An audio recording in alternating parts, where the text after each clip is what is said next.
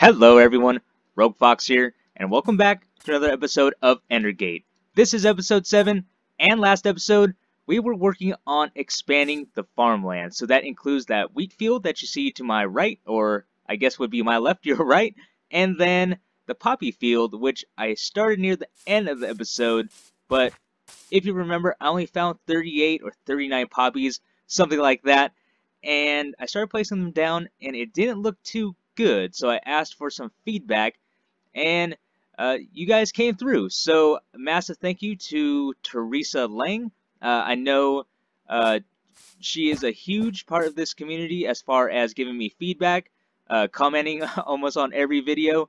I really appreciate that. I love, like I said, interacting with you guys, and also got some good advice last episode from Rick Clark about caving. So I was talking about placing torches on the left side. You guys, I didn't realize there were so many different views, not views, but you know, everyone had something to say about which side they placed the torches on, which I find is interesting. So I thought that was fun having that little discussion with all of you. I really enjoy interacting with you.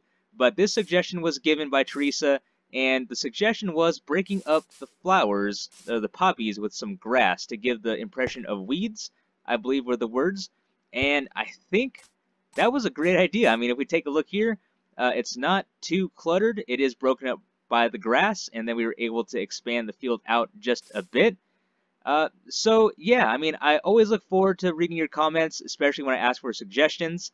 I really do take those into consideration. I try my best to implement them into my build. So just not really any pattern going on here, just kind of breaking up how everything looks. So, you know, we have some poppies here and there, and then I'll throw down some grass every once in a while to kind of break up the look of everything. So kind of just, you know, some designs like that, and I believe this is where I'm going to end it.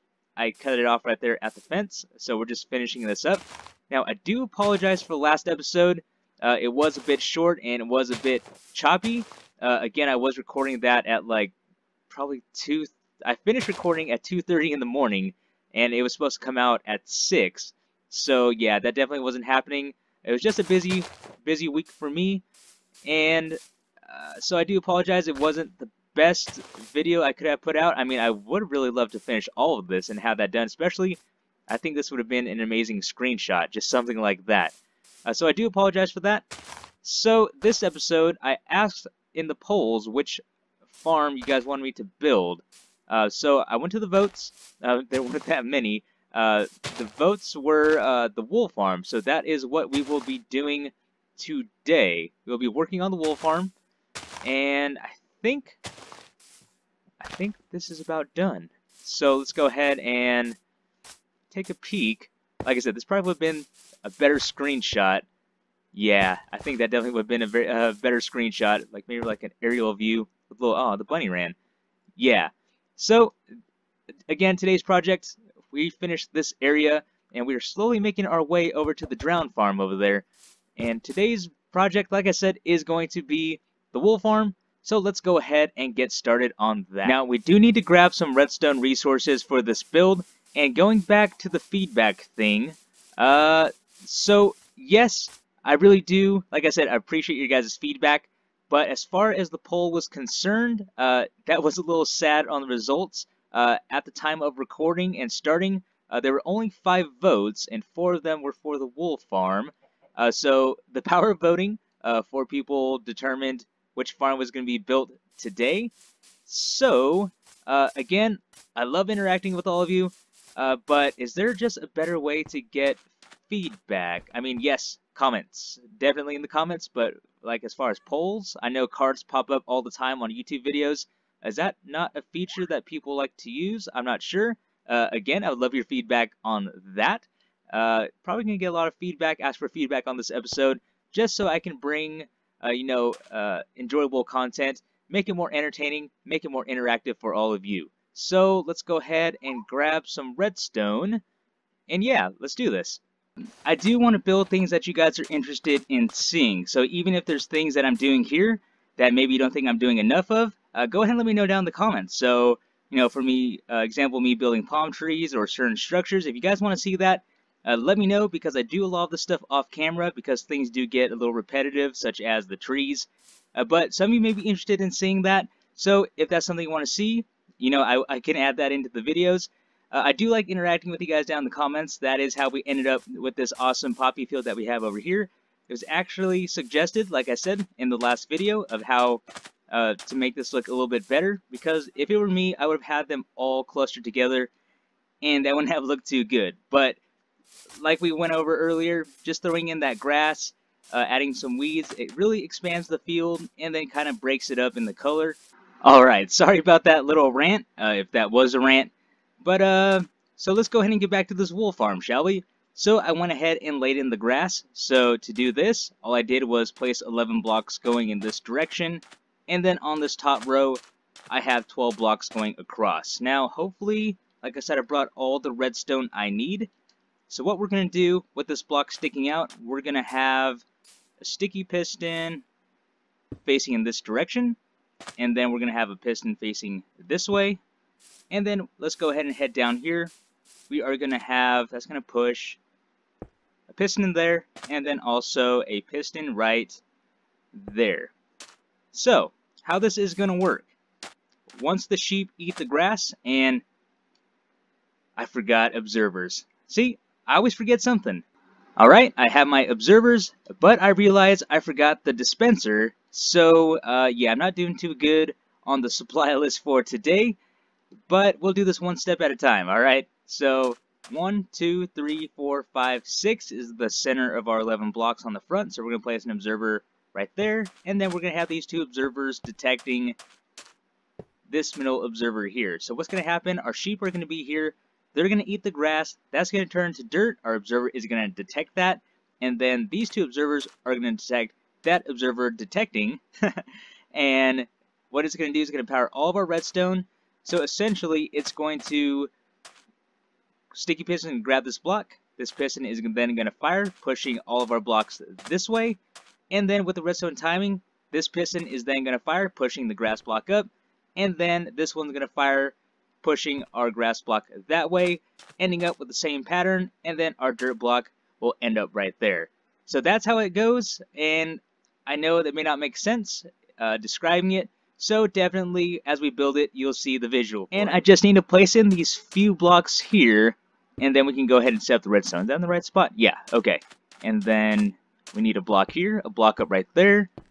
And then we're going to go ahead and grab our repeaters. We're going to run a repeater into this block and set that to 2 ticks. And then over here with our sticky piston, we're going to place a repeater right above that, and then we're going to set that to 4 ticks. So we grab ourselves some redstone.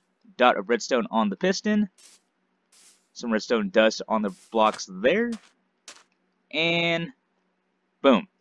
Okay, so that is done. Let's go ahead and try this out. So let's throw a block of cobblestone in here. Actually, I don't want to waste grass. So we'll be keeping our eye on that cobblestone right there. So we're going to go ahead and let's just make this a path block. Yep, perfect. So this block moved over. I guess we could have tested it that way. But, you know, just to make double sure it's actually working, let's do it again. So everything switches over, so we can go ahead. We're going to knock these out. And so as I said, once the sheep eat the grass, that's going to turn into a dirt block. That's going to be detected. And then our system is going to fire off just like you saw here. Now the challenge, and always the fun part of every farm like this involving a passive mob, is getting the mobs in there. But before we do that, let's go ahead. We're going to place in our dispenser.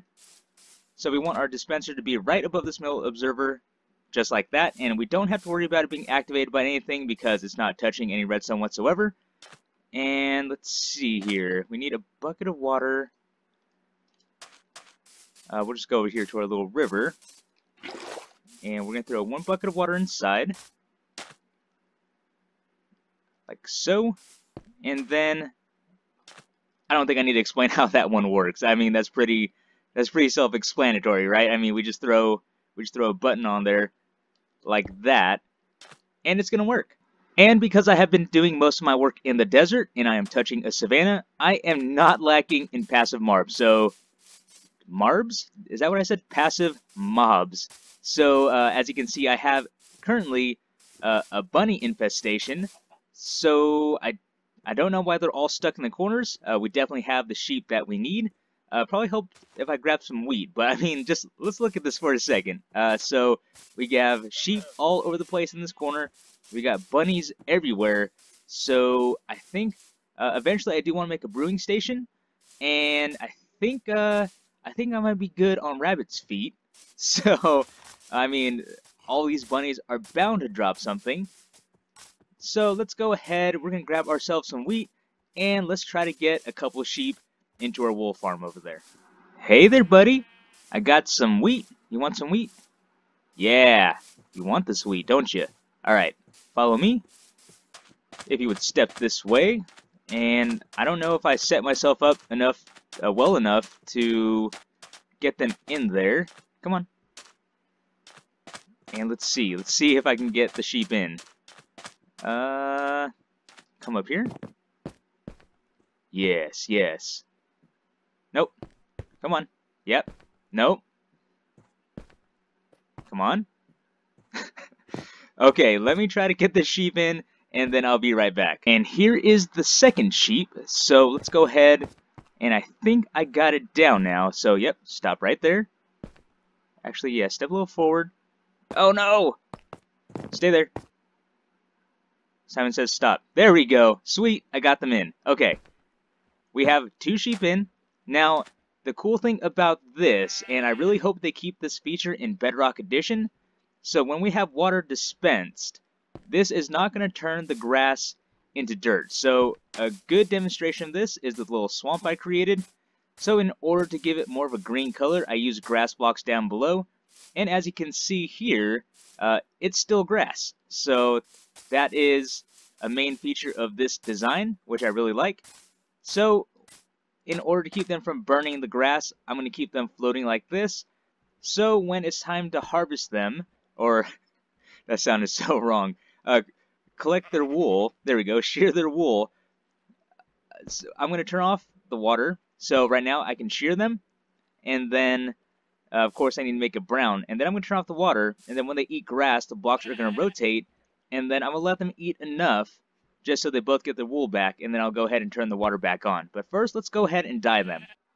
Alright, Cheapy, so you get brown wool, and you get brown wool.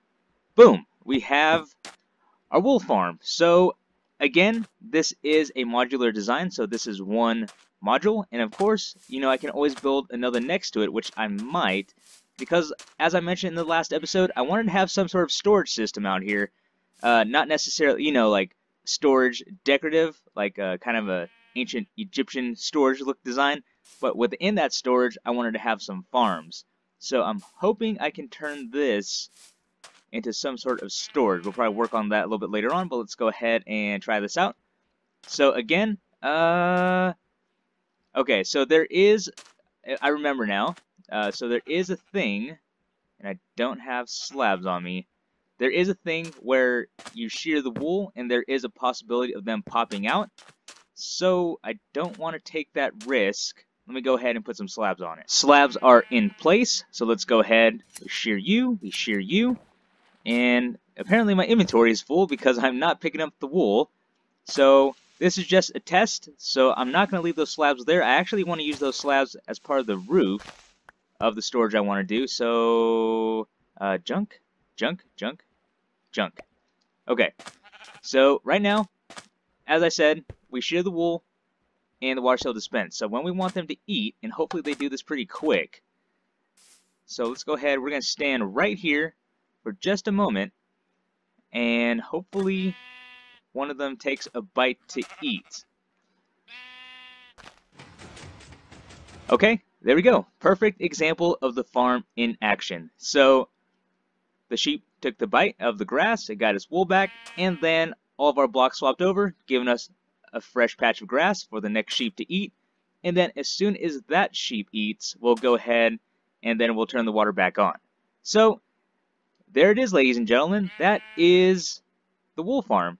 Now, the only thing left to do, and, excuse me, the other sheep still needs to eat. There you go. There we go. Alright, so that's all done.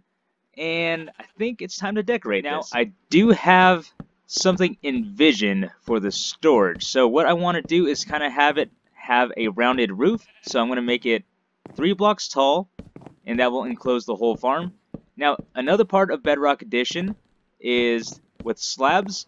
Light will still pass through slabs, and then I also believe they pass through staircases.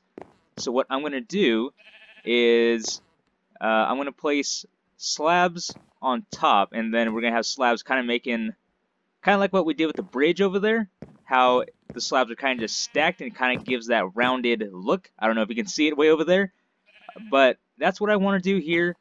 And I think if I do that, I can probably replace these slabs with some blocks because, you know, it's all going to be inside. And I think for the top, in order to have access to the sheep, I'm going to most likely probably have a trapdoor up top, and then I'm thinking to collect the wool. Let's see, storage. I'm trying to think of how to do this. So what I'm thinking is, since it is going to be kind of a storage, I mean, it would have a door anyway, so I'll just go ahead and throw like a spruce door there, so we still have access to get inside. It seems like a little tedious process of coming up top to shear them or to feed them, or shear them. Yeah, shear them. And let's see. Yeah, I think that makes sense. Have you ever had it where you have this awesome idea for a build, and then you go and start building it, and it's starting to come together okay, but then you hit that one spot, and you're like, okay, that's not as good as I thought. Well, that's kind of where I'm at right now. So, I mean, I've already gone through some different ways of doing this front. The roof is no problem. So originally I had slabs going across, and I didn't like that. So let's go ahead and let's see if we can just staircase up right here. So as I mentioned, the roof is going to be no problem. So that's just slabs, and then we can go ahead and actually place this in while I think about what we're doing here. So we're going to place all these in. So yeah, I'm not quite sure what to do with the front there. I mean, it looks a little too bulky, but then, oh, out of slabs. But the way I envisioned it, it was just, it was not enough. It was too planky, I guess. I don't know. It didn't have that much texture to it. So this is a stair block right here. That's a stair block. That's still a slab. And these were slabs, but then it looked kind of awkward. So I went ahead and threw down some upside down stairs. So you can see the hitboxes there, slab up top, some stairs. And I'm almost wondering if, let's see here. I guess we'll make another crafting table. I don't feel like running back and forth. And let's see, we're going to make some more slabs. I want to try, let's try this in the front. So this is what's really bothering me right here, is this part. It just looks, it looks weird. It just looks really weird. So what if I, oh, okay. That doesn't look too bad. But now it just looks like there's too much on the side. So if we step back and take a look, I mean, yeah, I guess maybe I can put, maybe, let me think about this. Now I've come up with two different designs here for the front. So on this left side I have a block with a fence post, and then on the right side I have two fence posts. Now from the side, they both don't look that bad, so that actually looks really good. That's the look I was going for. I'm not quite sure how ancient Egyptian that is, but like I said, just, you know, some structures I saw while playing Assassin's Creed, I saw that near the wheat fields. I'm not sure if that was their exact purpose, but they did have structures like that out there. So I don't know if there's any historians out there watching this, if someone can enlighten me on what these were for. But I'm just going to go ahead and say storage, and on top of that, it just adds some extra buildings to the area, because we do have a lot of terraforming, a lot of greenery, so we do need some structures. And like I said, I do want to make maybe 2 or 3 of these in a line, just to kind of cover this area up and to hide that area back there. So again, going back to this, doesn't look bad. I'm kind of leaning towards this way because it looks a little more simple. Personally, I like this side. And again, we have the door here, so we just open it up. And then, voila, we have ourselves our wool farm. And I guess I can move my button inside. That'd be a little bit easier. Now, I do need to work out a way to feed them. Maybe I'll just place a trapdoor right there. And I didn't mean feed them. I meant shear them. I need an opening to shear them. So what I did, so I tried the trapdoor, and silly me, of course, if we have a button right here, that's going to activate that trapdoor every time I press it. And I'm going to have to fix this off camera, but I do realize that having this redstone right here opens and closes the door every time the block swaps. So that was kind of annoying. I didn't think about that. But yeah, this is it. So we can just stand here. We can shear the sheep. And if we can get this guy. Okay. There we go. And then we just kind of stand in the corner there, pick up the wool. So we have some wool here. And I showed you how this works. But yeah, so you can see they've been eating. And that's it. So wool farm done. We can go ahead. We're going to step outside. And it is nighttime. That's not good. Yeah. Yeah, the door just opened and closed right there. So that's going to be annoying. So I may just move this out one block. And we do have some mobs. Nothing too close. What I'm really worried about, I haven't been lighting this area up too much, is having a creeper wandering around in this area. So I do have a little pathway with some torches, but the rest of the builds, hello. Good thing I turned around. So, yeah, I think we're pretty safe. Nothing should be spawning on top. That is a low slab. I guess those are high slabs, so that is a possibility, but we do have torches on the inside here. So, I think that's it. From here, it's just a matter of building more of these. So, that looks pretty good. Maybe I'll build some more off camera, and then before we close this episode, just so we can get a good idea of this area coming together. And I made a few changes to the storage, or this building that we've created here. Still not quite sure if it's storage, but this is the farm right here. Now, I had a building to the left, but I felt like it was just a little too close to the water, so I opted to go in this direction. And if you notice, I've also made this a block wider on each side. So it was just the block here, the door, and then the block, and then I think, yeah, and then the oak wood right here. But I expanded it out just a little bit more, so it looks like this now. It still looks good from the side, and I think it looks good from the front. Yeah, I'm definitely loving the way it looks from the front. It just looks more complete, I guess. It definitely helps with the roundedness, if that's a word, of the roof here. And then, like I said, this is the farm here. And what I want to do in the future is add another farm in here.